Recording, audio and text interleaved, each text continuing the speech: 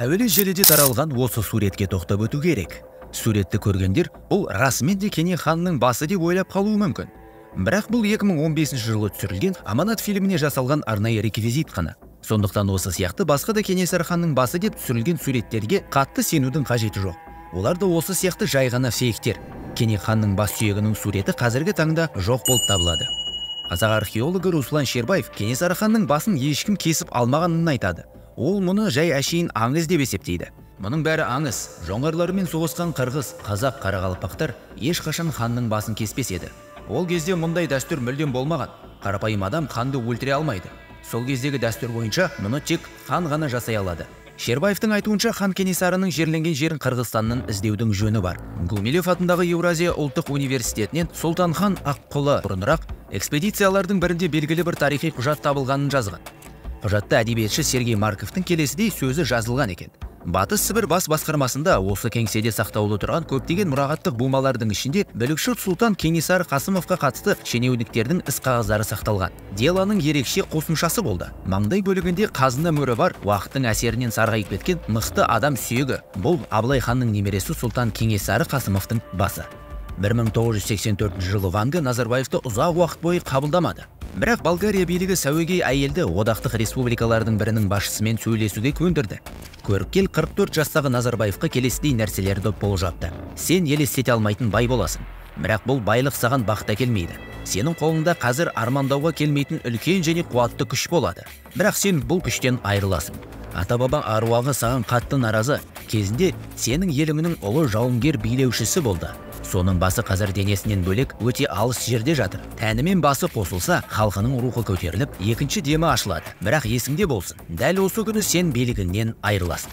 Кейбір адамдардың ойынша осы себепті Назарбаев пен оған бағынышты болған мемлекеттік қызметкерлер Кенесары басын қайтарғысы келмейді екен. 2016 жылы премьер-министр болған Кәрім Мәсімов Ресей үкімет басшысы Дмитрий Медведевке Кенесары мен Кейкі батыр сүйектерін қайтарып беруге өтініш жасады. Күмәнданбаңыз, мен бұл мәселені шешу үшін ауызша, қажет болса жазбаша нұсқау беремін, деп уәде берді Дмитрий Медведев. Петр атындағы Ресей антропология және этнография музейі директорының орынбасары Ефим Резван олардың қолдарында қазақ халқының қайраткері Кейкі батырдың бас сүйегі ғана бар екенін айтты.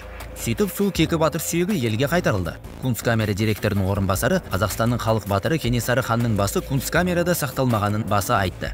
Бас сүйегінің қай жерде екені әлі белгісіз деп түсіндірді мұражайда. Алайда академик Харашилов 2003 жылы Экспресс-К тілшісіне берген сұхбатында жәдігер Ресей Федерациясының Гохранында екенін айтты. Басты қиындық қазір Гохран мемлекеттік қазынаның да қоймасы. Сондықтан оның сейфтеріндегі заттар мемлекеттік құпия болып табылады. Бірақ тағы да қайталап айтамын, Қазақстан өзінің тарихи сирек жәдігерлерін ең болмағанда үкімет деңгейінде алуға тырысса, бұл толығымен шешілетін нәрсе, деп түсіндірді бұрынғы мұрағатшы. Енді 2015 жылы Тимур Сандыбаев атты Мир телеарнасының журналисті жүргізген іздестіру жұмыстарына тоқталғымыз келеді. Тимур расымен де өзінше іздестіру жүргізіп, оның барысын бейнетаспаға түсіріп отырды. Журналистің ең алғашқы ойы, егер де бас сүйек табыла қалған жағдайда, ол расымен де Кенесары ханға тиесілі ме? Соны қалай тексеруге болады? Осы тұрақпен Тимур генетик мамандарға жолығады. Кенесарының 2 әйелінен 8 баласы болған. Олардан тараған ұрпақтың ішінде әлі көздері тірі атақты адамдар да бар. Осы кісілердің ДНК-ларын бас сүйектегі ДНК-мен салыстырып, бас сүйектің шынайылығын тексерсе болады. Алайда генетиктер Қазақстанның ауа райы жылы, сондықтан ол бас сүйектегі генетикалық ақпараты бар тері мен ет қалдықтарының сақталуына кері әсерін тигізген болуы мүмкін деп есептейді. Сондай-ақ Кенесары ханның қайтыс болғанына 1,5 ғасырға жуық уақыт өткен. Сондықтан осындай ұзақ уақытта бас сүйектің терісі мен етінің сақталуы екіталай екен. Енді Тимур бас сүйекті ресми құжаттар негізінде іздеуге кіріседі. Кенесары хан қайтыс болған соң, қырғыз манаптары оның басын Омбы қаласына алып келген екен. Бас үшін тағайындалған олжа берілген соң, ол не Ресей патшасына жіберілген, не осы Омбы қаласында қалған. Тимур рет-ретімен Омбы қаласындағы мұражайларды аралайды. Бірінші Омбы қалалық мұрағатына барды. Бағанағы Сұлтанхан Аққұлы тапқан куәліктеріне сүйеніп, Сібір бас басқармасының қорына да кіріп шығады. Осы іздестіруінен білгені мұрағаттарда құжаттардан басқа жәдігерлер сақталмайтын көрінеді. Жалпы Омбының мұрағаттары толыққанды сақталмағаны анықталды. Омбыда бас жоқ болып шықты. Келесі болып Тимур Петербордағы мұражайлардың кіріс-шығыс құжаттарын тексереді. Оның ішінде аталып өткен Кунсткамера мұражайы да бар. Себебі мұражайға кірген не мұражайдан шыққан әрбір жәдігерді арнайы кіріс шығыс құжаттарына тіркейді екен. Ешбір зат тіркеусіз мұражайға келуі мүмкін емес екен. Тексеріс нәтижесінде Кенесары Қасымұлы бас сүйегі деген бірде-бір зат табылмайды. Петербургда тарихи жәдігерлерді сақтайтын мұражайлардан бөлек, өнер туындыларын сақтайтын Эрмитаж деген мекеме бар екен. Сақталған аңыздарға сәйкес, бас шабылғаннан кейін одан тостаған жасалған болуы мүмкін. Тостағаннан ішкендер жауларының күш-қуатына ие болады деп наным еткен болуы керек. Осы жорамалды тексеру үшін Тимур Эрмитажға аттанады.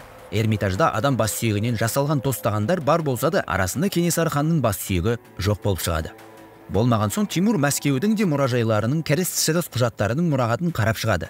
Бірақ ол да еш нәтиже бермейді. Ендігі қалғаны 2003 жылы Гохранда тұр деген Харашилов атты академиктің сөзі болып шығады. Тимур Ресей ғылым академиясына жолығады. Сөйтсе ол жерде ондай есімді бірде-бір академик жоқ болып шығады. Ол жерде ондай адам туралы ешкім еш нәрсе білмейтін болып шығады. Сонымен бұл адамның сөздері жалған екені анықталады. Тимурдың сөзінше, ол мүмкін болған барлық нұсқаларды тексеріп шыққан, бірақ ешқайсысы бір тұшымды нәтиже бермейді. Кенесары ханның басы еш жерде болмай шықты.